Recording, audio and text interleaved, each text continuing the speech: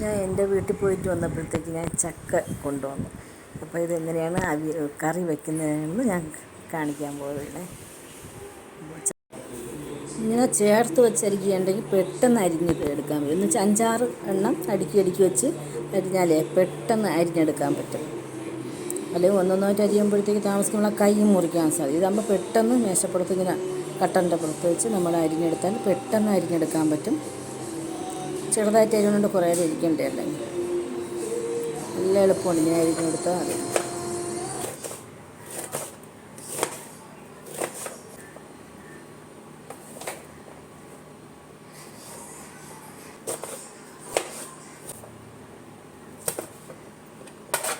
ചവണി അകത്ത് പോകരുത്, കാരണം ചവണി അകത്ത് പോയാൽ തൊണ്ടയിലൊക്കെ കുടുങ്ങും.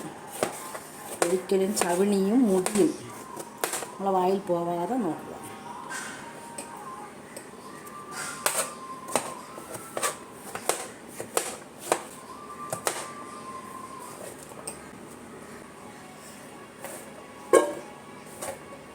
എത്ര മണ്ണില്ലെങ്കിലും നമ്മൾ ചക്ക കഴുകിയേ എടുക്കാവൂ. കഴുകുമ്പോഴേ അതിൻ്റെ അവിടെ തിളക്കം കണ്ടിട്ടുണ്ടല്ലോ, നല്ല രസമാണ് ആ തിളക്കം. അങ്ങനെ കൊണ്ട് എനിക്ക് ഭയങ്കര ഇഷ്ടമാണ്. കഴുകിയെടുക്കുമ്പോൾ നല്ലൊരു തിളക്കവും.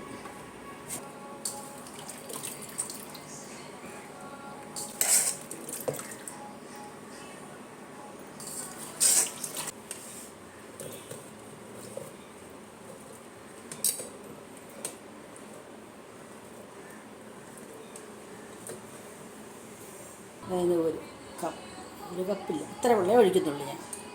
കാരണം കുക്കറിലായതുകൊണ്ട് ആവിയിൽ കൂടെ ഒന്നും പോകില്ലല്ലോ, അതുകൊണ്ട് ഇത്ര വെള്ളം മതി. ചിലപ്പോൾ ഇത് തന്നെ ബാക്കി വരും വെള്ളം, അതുകൊണ്ട് ഇത്ര വെള്ളമേ ഒഴിക്കാവൂ. ഇത്തിരി ഉപ്പും കൂടി ഇട്ടിട്ട് ഞാൻ അടുപ്പി വയ്ക്കാൻ പോവുകയാണ്. ഒരു സ്പൂൺ ഉപ്പിട്ടിട്ടുണ്ട്, വേണമെങ്കിൽ പിന്നെ ഇട്ട് കൊടുക്കാം.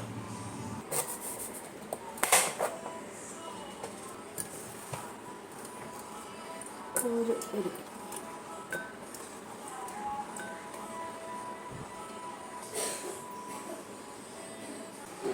ചക്കക്കുരുമ്പ് ഇട്ട് കൊടുക്കാം കേട്ടോ. അപ്പം അതിന് പ്രത്യേക ടേസ്റ്റാണ് കേട്ടോ. ഞാൻ ചെറുതായിട്ട് അരിഞ്ഞിട്ടിട്ടുണ്ട്.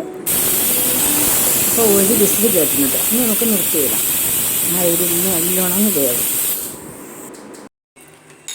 അപ്പം 3 വെളുത്തുള്ളി, 1 സ്പൂൺ ജീരകം,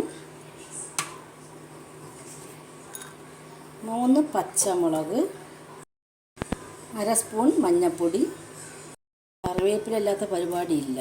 കറിവേപ്പില ചിരട്ടയിൽ നിന്ന് ഇളകിപ്പോയി, അതുകൊണ്ട് ഞാൻ മിക്സിയിലിട്ട് പൊടിച്ചെടുത്ത്. 2 സ്പൂൺ തേങ്ങ, അത് മതി. ഈ സ്പൂണിന് 2 സ്പൂൺ തേങ്ങയും ഇട്ടിട്ടുള്ളൂ. കറി വയ്ക്കാൻ തേങ്ങ എപ്പോഴും കുറച്ചേ ഇടാം. അവിയലിലാണെങ്കിൽ കൂടുതൽ തേങ്ങ അരച്ചാൽ നല്ലതായിരിക്കും. അരച്ചെടുത്തുകൊണ്ട് വന്നിട്ടുണ്ട്. അപ്പോൾ ഇതേപോലെ അരച്ചാൽ വെള്ളം വേണമെങ്കിൽ പിന്നെ ഒഴിച്ചു കൊടുക്കണം. ഇപ്പോൾ ഞാൻ കട്ടിക്ക് അരച്ചെടുത്തിട്ട് ഇനി അത് മിക്സി കഴുകിയിട്ട് ആ വെള്ളം മാറ്റി വെച്ചേക്കാം. അത് നമുക്ക് വേണമെങ്കിൽ നമുക്ക് അതിൽ പിന്നെ ഒഴിച്ചു കൊടുക്കാം. ഇതേപോലെ അരച്ച് എടുക്കണം.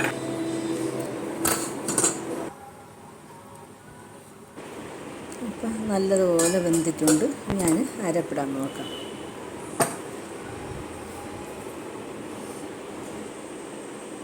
അരപ്പിട്ട് ഒന്ന് ചൂടാക്കി എടുക്കണം. മിക്സി കഴുകിയതും കൂടെ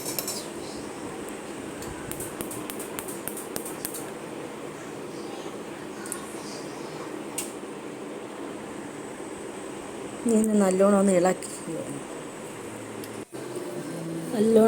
കൊടുക്കാം കേട്ടോ. ഉപ്പ് ഞാൻ ആദ്യമേ ഇട്ടിട്ടുണ്ടല്ലോ, ഇനി ഉപ്പ് വേണ്ട. നല്ലതുപോലെ ഇളക്കി കൊടുക്കാം. എല്ലാം കൂടെ നല്ല മിക്സായി. അധികം വെള്ളമൊന്നും വെക്കാൻ പാടില്ല. ഇതാണ് കറക്റ്റ് വെള്ളം. ഒരു വിസിലേക്ക് കേട്ടോളൂ. നല്ലതുപോലെ ഉപ്പുണ്ടാകും നോക്കാം. ആവശ്യമുള്ളൂ. കുക്കറിലാകുമ്പോൾ ഗ്യാസിലാകും. കറക്റ്റ് വെള്ളം കറക്റ്റ് ഉപ്പുണ്ടാകും നോക്കട്ടെ.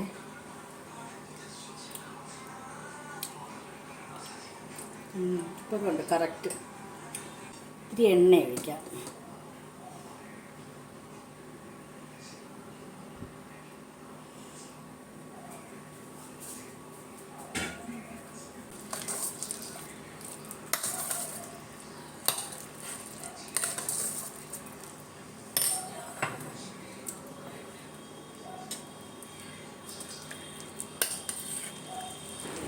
അപ്പോൾ ഇതുപോലെ ഒന്ന് വച്ച് നോക്കണം. ഇനി അറിഞ്ഞാത്തവർ കാണുമല്ലോ, ഇപ്പോഴത്തെ തുടക്കക്കാർക്കൊന്നും ഈ ചക്കയൊന്നും വയ്ക്കാൻ അറിഞ്ഞൂടായിരുന്നു. അപ്പോൾ ഇതുപോലെ എളുപ്പത്തിന് കുക്കറിൽ വയ്ക്കാൻ ഒരുപാടുമില്ല. ഇത് നോക്കി വെച്ചിരുന്നാൽ അറിഞ്ഞാത്തവരൊക്കെ ഇത് നോക്കി പഠിക്കാം.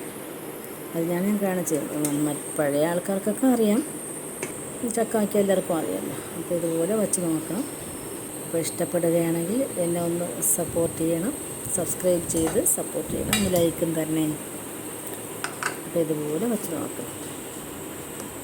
ഇന്നത്തെ ലഞ്ചും കൂടെ ഞാൻ ഇവിടെ കാണിക്കുന്നുണ്ട്. നമുക്ക് ഇന്നത്തെ കറിയുള്ള ചമ്മന്തിയും ഇഞ്ചിയാണ്. ഇഞ്ചി ഇരുന്ന് കട്ടി പിടിച്ചു. ഇഞ്ചിയും ചൂര മീനും ആണ് ഇന്നത്തെ കറികൾ.